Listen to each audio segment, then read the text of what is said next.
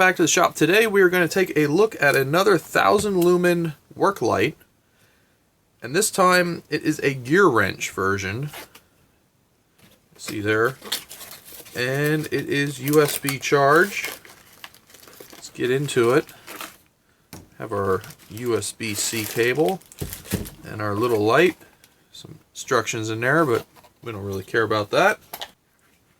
So here we are. We have our small work light. Now this one's pretty neat because it's got this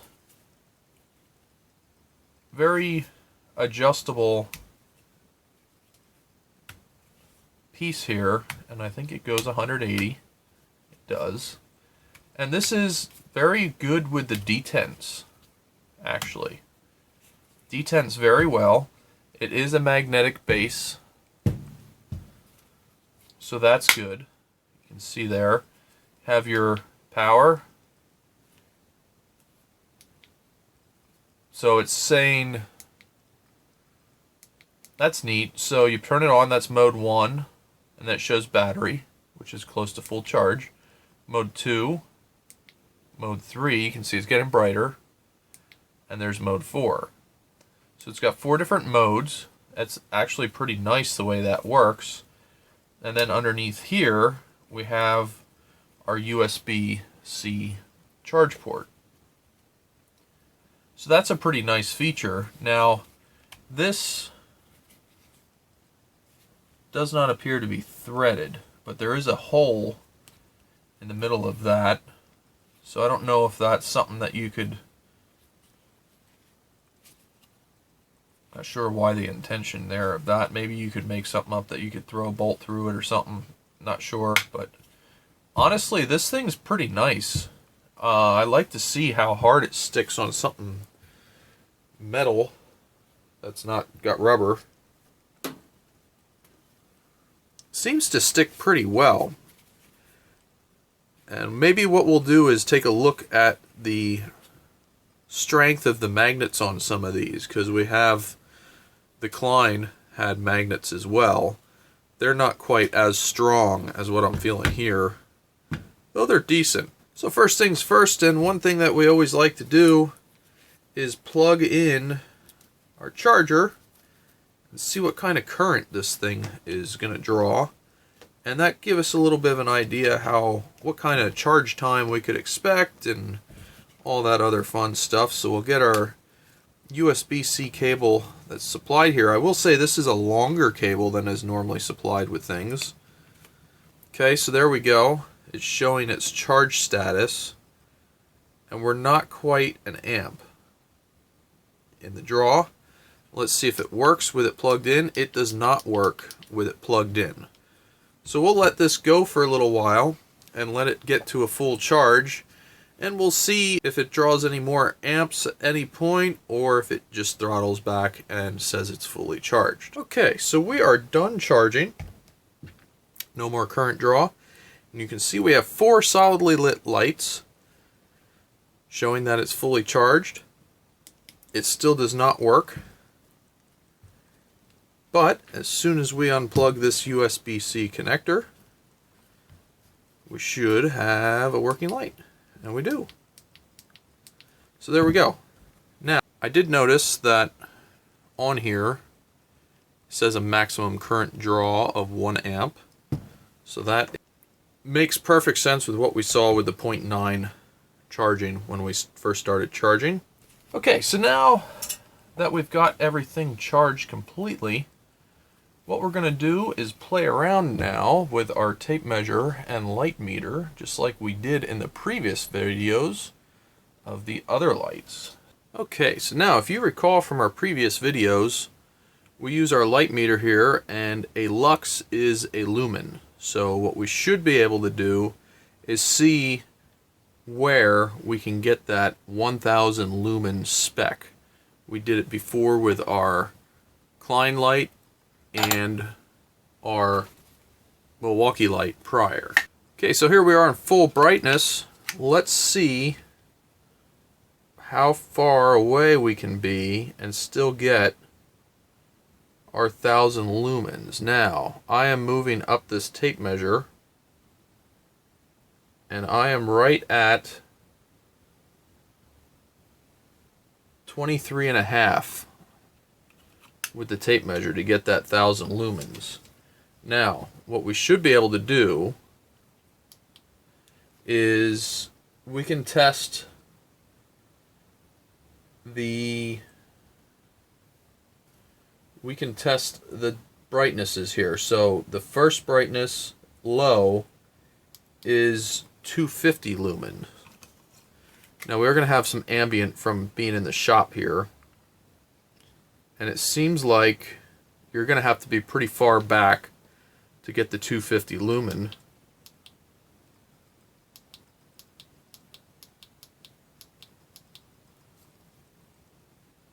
Yeah, we'd have to be pretty far away to get the 250 lumen.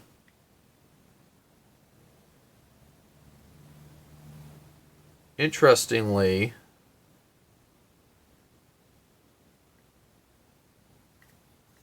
what appears to be the dim setting might be more of a spot, because we're getting more light off of it than we were in the bright setting at this distance.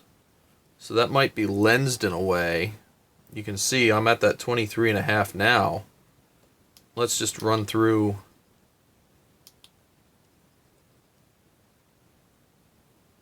So that's more of a floodlight.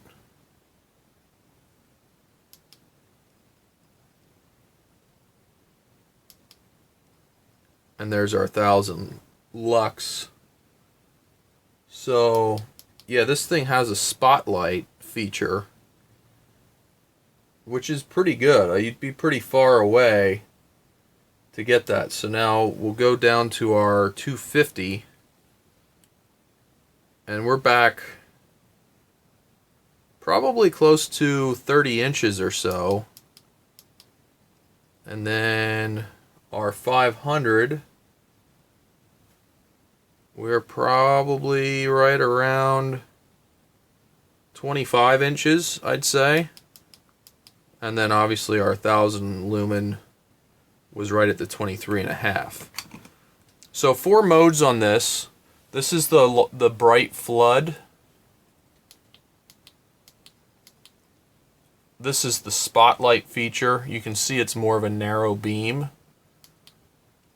That turns into the low flood, a little bit brighter, and the brightest. So pretty interesting. This actually has a pretty decent spotlight feature in it, which is kind of nice if you want focused light while you're working. It does say that it has a 2600 milliamp hour battery. I'm assuming by the size of this that is very likely an 18650 cell like this. It would just fit in there over here on this side. So I'm assuming that's probably what's in there. And they're perfectly fine cells. They're everywhere. So that's very interesting to see that. And here you can kind of see a little bit better in the video. Right in here there's an LED chip in the middle. So you have this spotlight feature, and you can see the lensing. Let's see if I can get that in focus a little bit better. You can see the lensing around that chip, the chip being right there. It's hard to get into focus, but that little chip's right there, and they have pretty good lensing around it. There you can kind of see the halo around the chip. And then you have this outer ring, which is the floodlight feature. So that's pretty cool that they have a little bit of a different focal range of light. Now, something about this light that's really neat is how compact it is. Since we have the tape measure out, we can go ahead and measure it. This thing is about 3 1/4 wide at the widest. It is 3 1/2 tall, and about 1 3/4 deep in the body, and at the deepest part 2 inches with the base. The base that it has a magnet on, measures about 1 3/4 by 2. And because we have it, let's see how many Gauss this magnet is. And we'll just feel around here. See if we can get a high reading somewhere.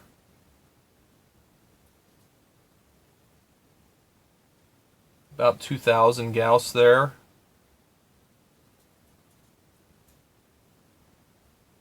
$2,500 Gauss.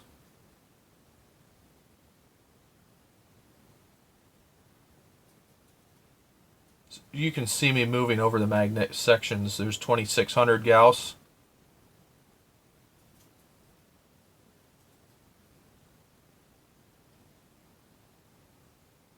You can see the pole changing direction as I go across different magnets.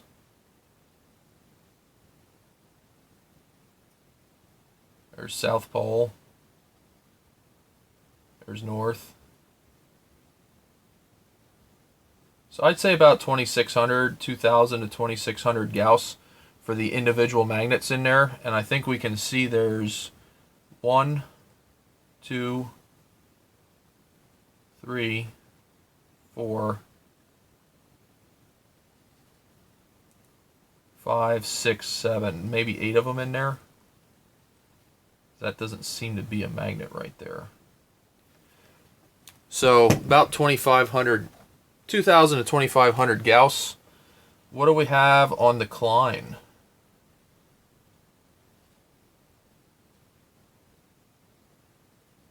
We have about the same. About 2,000 Gauss. Get up to 2,300. But played around with it for a while, we might get more. But we do have about the same. Now this only has the 4 magnets on it, so that's different there. I think this actually holds a little bit better, a little bit stronger magnets than the Klein. So there's a slightly different approach between the two of these. You can see the Gearwrench is very nice and compact, something that you could probably just throw in your tool bag and not have anything to really, you know, you stick it on something and it stays there. You can aim it. You have this nice swivel that goes 180 degrees. And then obviously, you know, you can put this thing any which way you want, wherever you're working. So that's really kind of cool. If you're working underneath something, you can aim it. The one thing that you can't really do is have the magnet stuck this way on top of something and tilt the light upward towards your workpiece. So that's one thing that you can't really do with this. But if you have it stuck this way, you can go down with it, or if you have it stuck that it's sitting on something, you can go up then, but that is a limitation here. Now the Klein, if you want to compare to that, you can get a little bit of an upward tilt with it if you stick it to something, but it's still mostly the same limitation as far as that. The Klein does do the rotating thing with the base staying stationary, but you can obviously rotate this on your workpiece. What Klein did was they went for the mod box mount here, and that's how you end up with this base that it has. So neither of these are really strongly suited to, say you're working underneath something and you want to stick this on the underside of what you're working on. You can light the area up, but you may not, if you're working tight up to the top of the area, you may not be able to get either of these lights to shine exactly where you want them in that case. Other than that, I don't see any restrictions with lighting areas up. On the Gearwrench here, everything that's yellow is rubberized, and everything that is black is not, and it certainly, I can see the glass fiber inside of this thing.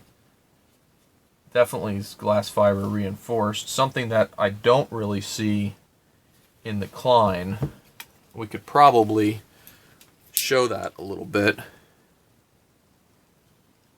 I can drag the knife on that and we don't really hear anything. You don't hear the glass fiber in that. And this one, you can hear me drag the knife across that because there's glass fiber in there. So this actually has better plastic than the Klein. And I will say this bottom piece here, where you can see where the magnets are, is also... Okay, I see where the magnets are now. You can probably make it out now. So there's magnets right here and right here. There's two strips right here in the middle. So that's where the magnets are. But this is rubberized as well, so your magnetic mount won't want to slide around when you stick it down. So there you have it. Hopefully this was interesting. Played around with a few meters to see how bright and how much magnetism this tool has.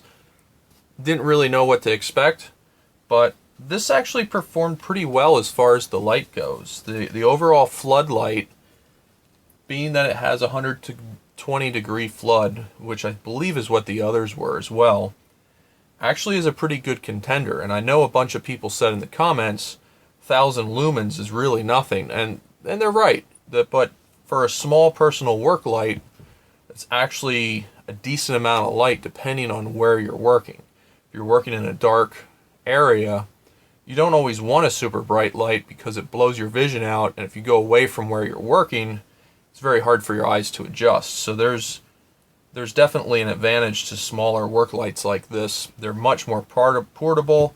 You can just have them places and light up your work area. So they're very nice and very handy. I actually kind of like this Gearwrench version for how compact it is and how versatile it seems to be. It's got the USB-C charge.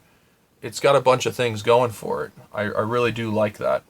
This also having this spotlight setting may be handy from time to time depending on what you're getting into. So that's something else that this has over the other two that we looked at, the Klein and the Milwaukee. This might actually be slightly more versatile, but you are tethered with probably a single cell battery. I don't know what the Klein has in it, but it does feel heavier. So this is nice that it's light, but the Klein probably has a little bit more battery pack in it. This does advertise that it will have a runtime of approximately 10 hours, but it says up to, so that's probably on your 250 lumen settings, and that's, I believe we had almost 20 some hours on the Klein. So the Klein probably has about twice as amount of batteries as this Gearwrench model, and that's okay. If it does what you need it to do, it's perfectly fine. For the money, I think this is a pretty good work light, and I think it's very versatile and should be able to help you out with a lot of things. Let me know in the comments, do you have this work light?